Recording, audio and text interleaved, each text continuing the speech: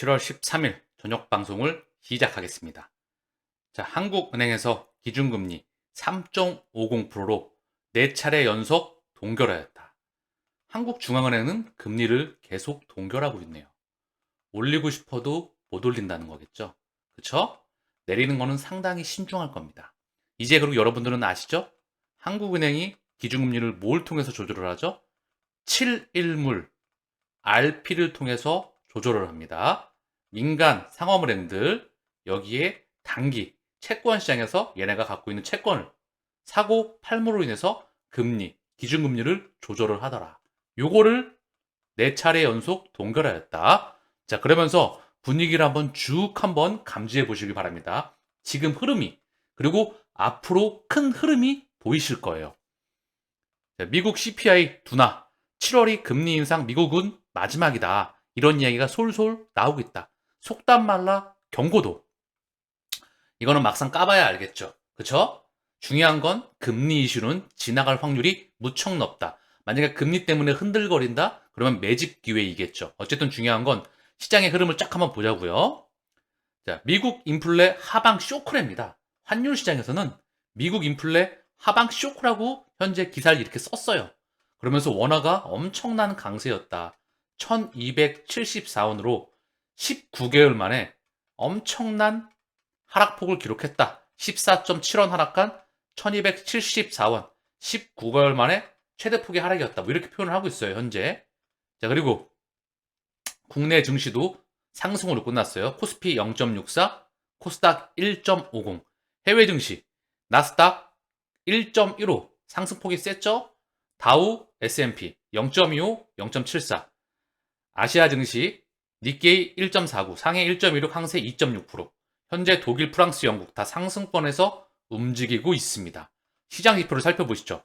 1271원, 아까 말했던 대로 원화가 엄청나게 강세였네요. 달러 대비해서 원화가 강했다. 원화 위험 자산의 대표입니다. 원화는요. 자, 그리고 달러는 엄청나게 약했네요. 그쵸? 이거 상징적인 의미를 가져요. 달러가 훅 하고 하루 만에 떨어졌다. 원화는 하루 만에 훅 하고 올랐다. 증시는 달렸다. 그쵸? 그쵸? 상당히 중요한 의미를 갖는다. 코인 시장은 현재 박박된다. 자, 그러면서 그럼 뭐죠? 증시가 먼저 달려나가죠. 코인이 박박되면 뭐죠? 좀 이따 따라가잖아요. 이제 여러분들도 아시죠? 학습 능력이 생겼죠. 얘만 혼자 놀지 않아요. 얘가 먼저 달리고 좀 길 때 얘가 다시 달립니다. 앞서거니 뒤서거니 하면서 같이 장단을 맞춰 가더라. 우리 그걸 예측할 수 있을 거고요. 미 국채 채권 금리를 한번 살펴보시죠. 보시면 채권 금리가 다 떨어졌어요. 3.82, 4.64. 하락폭이 좀 있었죠? 10년치를 먼저 보면 하루 만에 이렇게 떨어졌어요. 1개월치도 봤을 때 훅 떨어졌다. 채권 시장도 제가 그래서 놀아나지 말라고 하셨죠. 큰 그림을 그릴 수 있다면 그 부분을 필터링 하면서 시장의 가격이건 미디어의 어떤 부분이건 미디어의 농간이건 시장의 가격을 통한 통제이건 그 부분을 걸러낼 수가 있다. 큰 흐름을 보면 말입니다. 사실 뭐 이렇게 말하면 좀 그렇지만 아무나 할 수 있는 건 아니겠죠? 그죠? 국채 2년물도 보시죠.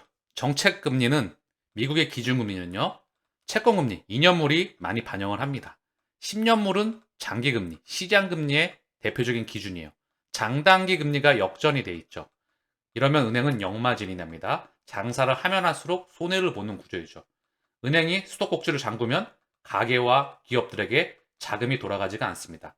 당연히 장단기 금리가 역전이 되면 경기는 무너질 수밖에 없어요. 그런데 연준이 장단기 물에다 다 관여를 2008년도 이후에 해왔습니다.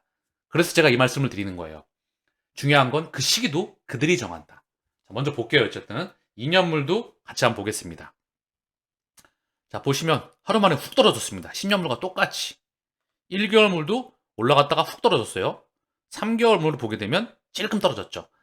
아직도 10년치를 보면 내려갈 게 한참 많이 남았습니다. 10년치를 보더라도 내려갈 게 한참 많이 남았다. 그쵸? 달러는 좀 꺾었죠. 고점과 저점의 중앙이었다. 달러의 가격, 원화의 가격도 고점과 저점의 중앙이더라.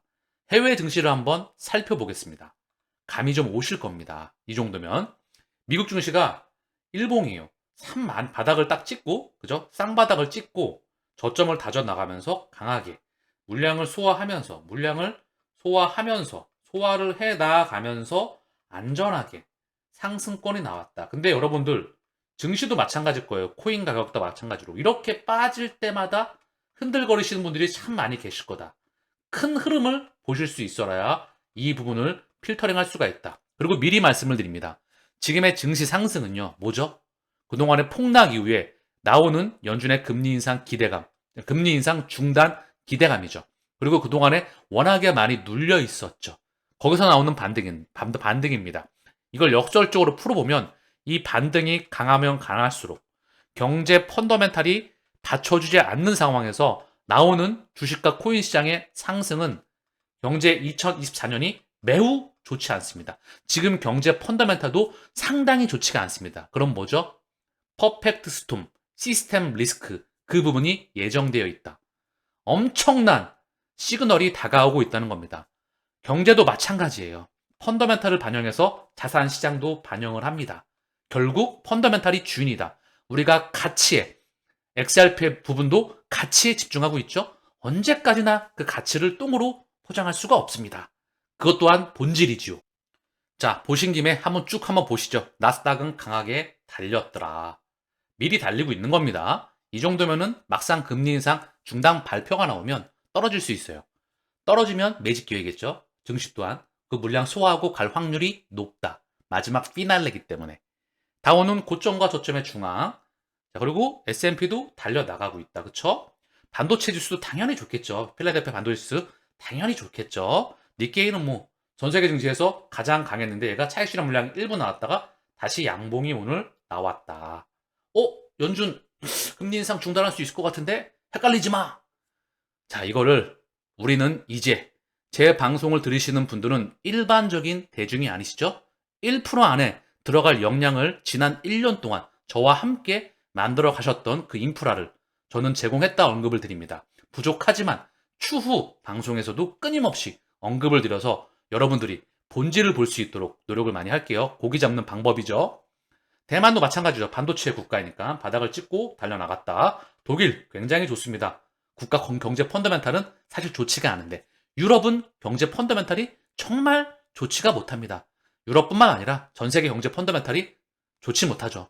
부채에 해결되지 않는 부채를 다 지고 있기 때문에 제가 언급을 드렸죠. 미국과 유럽은 정부 부채, 한국은 가계 부채, 중국은 기업 분과 기업 부채와 금융기관의 부채. 그 부채를 해결하기 위해선 새로운 신통화 시스템인 CBDC가 필요합니다. 그래서 리플이 11년간 리플 네트워크라는 ODL, 파트너, 토크나 공유경제 이 부분으로 인해서 다음번 두꺼비 집을 만들어 왔죠. 이렇게 미친 듯이 확장해 왔는데 무슨 소송이 의미가 있겠습니까? 다시 한번 대체 불가능한 거 거기에 투자하시길 바랍니다. 가치가 빠질 때마다. 그러면 그 대체 불가능한 게 가치를 반영하기 시작하면 한 방에 게임을 끝을 냅니다. 자, 상해는 보시면 일봉으로 보면 많이 밀렸죠. 크게 보시죠. 고점과 저점의 중앙 부분에 있다. 이렇게 한눈에 보면 딱 보입니다. 자, 그리고 상해 B였죠. 상해 종합을 보시죠. 고점과 저점의 중앙, 홍콩 H, 얘는 좀 바닥에서 좀 부진하고 있어요. 그렇죠? 유로스톡은 굉장히 강하죠. 굉장히 강합니다. 항생도 조금 부진하고 있다. 자, 주봉으로 보면 한눈에 보이죠? 바닥권에서 좀 놀고 있더라. 여러분 어떠신가요? 연준이 다가오는 7월 25일, 26일 금리를 0.25% 올릴까요? 올리건 올리지 않건 저는 별로 중요하지 않습니다. 금리 이슈는 지나갔다. 이미 시장이 그것을 반영하고 있다. 그런데 그렇게 반등이 나올 동안 미디어를 통해서 개인의 투자 시장의 참여를 막아왔습니다. 지금 상승은 선수들이, 쩐주들이 상승시킨 겁니다. 마지막에 개인이 들어올 땐 어떻게 하겠다? 이제는 아시겠죠. 미디어를 또 통원해서 미친 듯이 뿌려댈 겁니다. 또한 가격이 동반되겠죠. 그리고 마지막에 그들은 또 물릴 겁니다. 우리는 그 역사를 이제는 반복을 끝을 내야 되겠죠. 오늘 방송의 핵심은 이 지표인 것 같아요. 원화가 엄청나게 하루 만에 강했다. 달러가 하루 만에 엄청나게 약세로 변신을 했다. 유가는 위험 자산으로서 달렸다. 증시도 달렸다. 그런데 코인만 못 달렸다. 그럼 뭐죠? 따라간다는 겁니다. 이제 아시잖아요. 얘가 지금 디커플링 되더라도 증시가 먼저 달려나가면 꼭 따라잡더라. 얘가 멈출 때 얘도 달리더라. 그러면서 키 맞추기에 들어갔더라. 한눈에 시장 상황이 보이실 거라 생각을 합니다. 자, 여러분 참 힘든 분들이 많이 계시죠? 제 방송은 고기 잡는 방법, 멘탈도 알려드리고요. 주식과 채권과 코인과 실물 경제와 블록체인과 이 모든 것들을 제가 공부를 하고 있기 때문에 제가 관심 가는 게 뭐였죠? 바로 원리입니다. 시스템. 그게 제 관심 분야예요. 본질적인 이유, 근본적인 원리. 그걸 알아야 끝에 가서 기다릴 수가 있으니까. 자, 지금 제가 보여드리는 글귀는요. 힘들어 하시는 분들이 많이 계셔서 이 글을 좀 보시면서 마음을 차분하게 내려놓길 바랍니다. 때가 이르면 가지 말라고 해도 미친 듯이 갑니다. 우주의 원리가 그렇게 되어 있다고 하네요. 자, 글귀를 한번 같이 한번 읽어보시죠. 불가 용어에 시절 인연이라는 게 있다. 모든 인연에는 오고 가는 시기가 있다는 뜻이다. 굳이 애쓰지 않아도 만나게 될 인연은 만나게 되어 있는 것이고, 애를 써도 만나지 못할 인연은 만나지 못한다는 것이다. 내가 아무리 용을 써도 만나지 못할 거는 못 만나고, 용 쓰지 않아도 만나게 될 거는 만난다는 것이죠. 그것이 사람과의 인연이나 또는 비즈니스의 인연이나 물건, 물질과의 만남도, 또한 깨달음과의 만남도, 사람의 인연, 이게 뭐 결혼 상대자건 어떤 인연이건 간에, 또는 비즈니스나 또는 물질이건 물건이건 깨달음과의 만남도 그 때가 있는 법이다. 내가 아무리 간절히 바래도 그 때가 오지 않으면 만날 수가 없다는 거죠. 아무리 만나고 싶은 사람이 있어도, 혹은 갖고 싶은 것이 있어도 시절 인연이 무르익지 않으면 바로 옆에 두고도 만날 수 없고 손에 넣을 수 없는 법이다. 하지만 만나고 싶지 않아도, 갖고 싶지 않아도 그 시절의 때를 만나면 기어코 만날 수밖에 없는 것이다. 헤어짐도 마찬가지이다. 헤어지는 것은 인연이 딱 거기까지이기 때문이다. 사람이든 동물이든 재물이든 내 품 안에서, 내 마음 속에서, 내 손 안에서 영원히 머무는 것은 하나도 없다. 그렇게 생각하면 재물 때문에 속상해하거나 인간관계 때문에 섭섭해할 이유가 하나도 없다. 사실 인생이 짧게 찰나처럼 살다가는 인생이죠. 이 깨달음, 결국 이 때는 올 수밖에 없습니다. 이미 그들이 설계를 다 해놨어요. 그 때를 그들이 정하겠죠. 인프라를 깔아왔습니다. 11년이 넘게 말입니다. 그것도 물밑에서 미친 듯이. 그러니 우리는 우리의 길을, 제가 항상 언급드리죠. 평상시와 똑같이 만나고 싶지 않아도 만날 수밖에 없다. 그냥 우리의 길을 걸어가셔라. 본인이 좋아하는 일을 찾아서, 그리고 투자 이외에 성공한 대상을 찾아서 거기에 에너지를 투자와 함께 같이 분산해서 쏟아버라. 또한 투자 포트폴리오도 본인이 자신이 있으면 XRP 하나에 담으십시오. 자신 있으신 분만. 저는 그렇게 하지 않았습니다. XRP, 비트코인, 이더리움 각 섹터별 1등을 모아가서 그 포트폴리오를 완성을 해서 지지 않을 자신이 있다는 거죠. 지지 않을 자신이 있기 때문에 이 시장은 1000배 이상 성장하기 때문에 저는 그 포트폴리오의 1등을 다 담았습니다. 고로 저는 지지 않을 거죠. 그죠? 그냥 걸어가면 되는 겁니다. 왜? 만날 수밖에 없으니까. 자, 방금 전 글귀는 법상 스님의 글귀에서 나왔던 글귀입니다. 자, 어쨌든 중요한 건 멘탈이 개인 투자자는 95% 이상입니다. 그 95%는 끊임없는 R&D, 경험, 장기간의 엄청난 경험도 중요합니다. 또한 실패와 시행착오도 무지하게 중요하죠. 끊임없이 겪어봤기 때문에 수정, 앞으로도 수정을 거듭할 겁니다. 그러나 그 수정에 대한 빈도수가 조금은 짧아지겠죠. 여러분들도 마찬가지일 겁니다. 망해도 보시고 사업도 마찬가지죠. 또 시련도 겪고 결국은 그 과정을 그냥 과정으로 받아들이시고 100번 시행착오를 겪어도 한 번 제대로 성공하면 마지막은 끝이 나는 거예요. 아시겠죠? 그러니까 우리 그냥 평상시와 똑같이 마음 내려놓고 길을 걸어가자고요. 캐나다 거래소, 북미 거래소이죠. 비트바이에 오늘 XRP가 재상장되었다는 소식입니다. 캐나다 암호화폐 거래소 비트바이가 공식 홈페이지를 통해서 2022년 1월 상장 폐지했던 XRP를 8시간 전에 재상장했다. 그러니까 오늘 오전 10시니까 시간이 좀 빨라졌겠죠? 좀 더 됐겠네요. 어쨌든 XRP를 재상장했다는 소식입니다.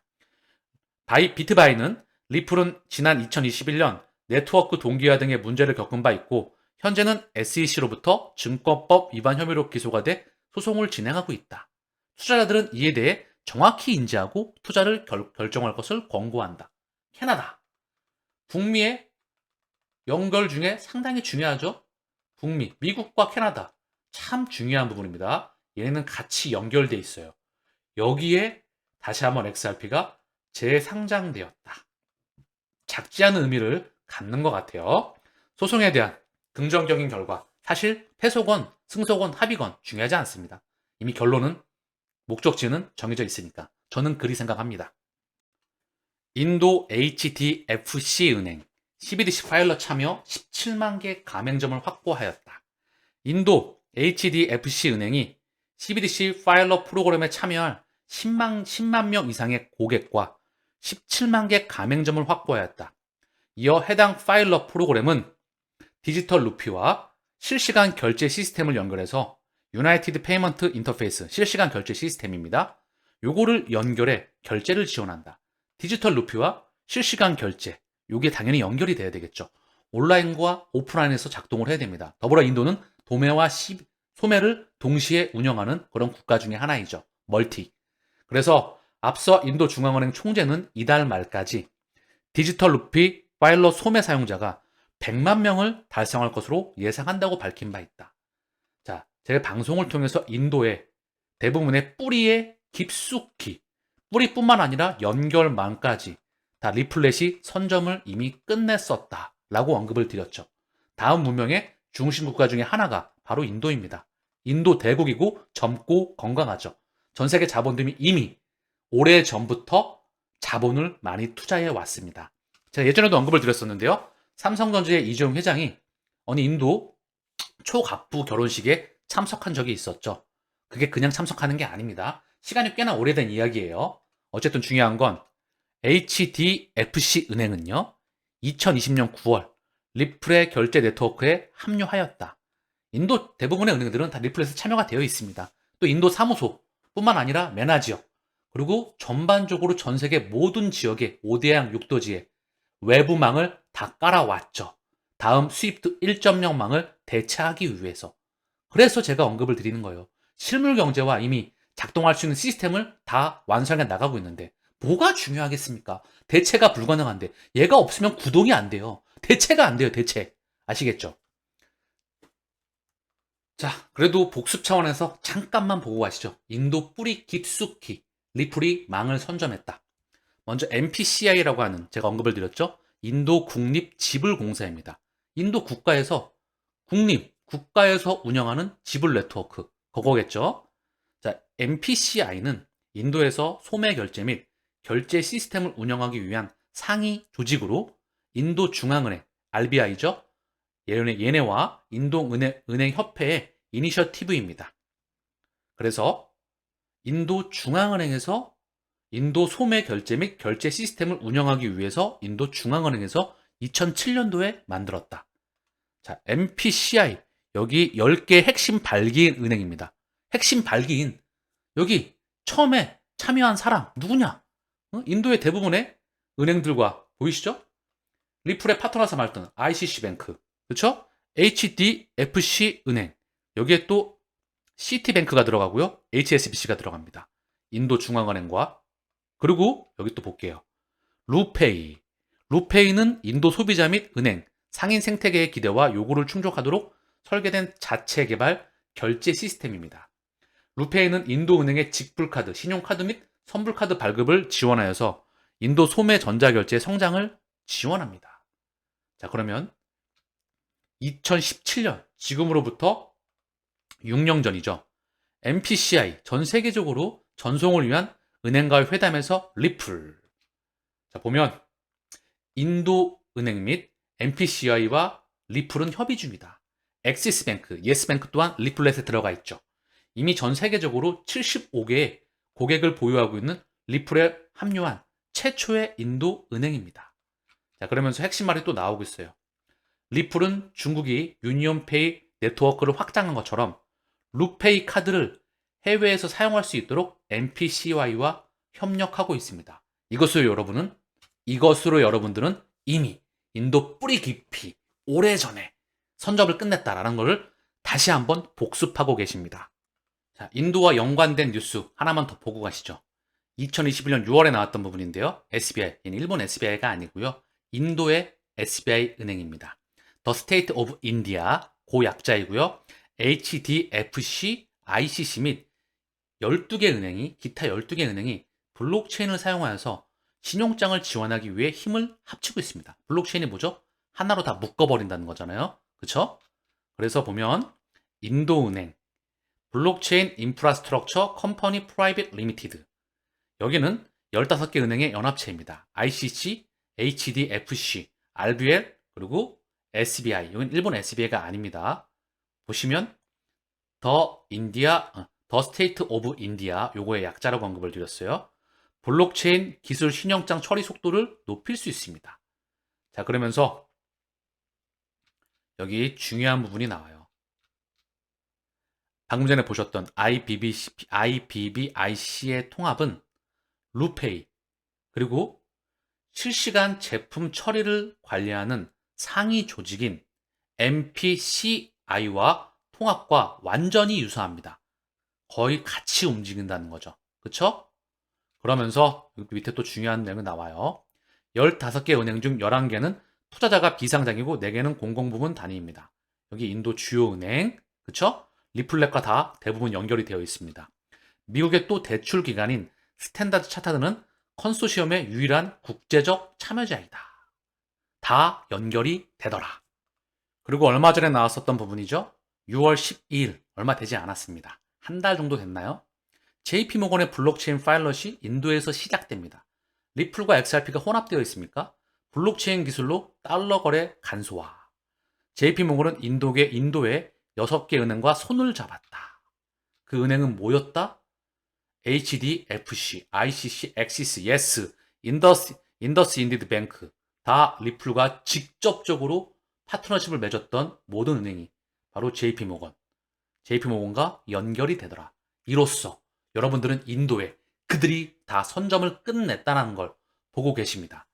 이런데 우리가 무엇을 걱정합니까? 이거를 또 깔아야 됩니까, 얘네가? 그쵸? 대체가 안 됩니다.